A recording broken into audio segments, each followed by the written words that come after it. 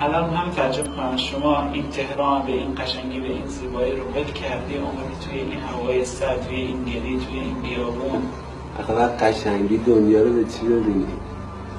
خب بعضیا به این ساختمونا نگاه میکنه. اون که نور نیست که. شما یه نور غیر از اینا میبینید؟ طبعا فرق میکنه. کلام من نیست، صحبت من نیست. صحبت کی؟ صحبت اهل بیت. چی میگن؟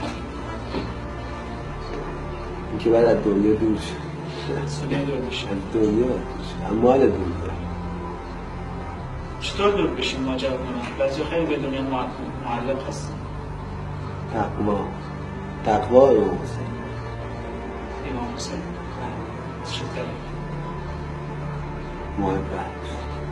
همه چیزه با محبت.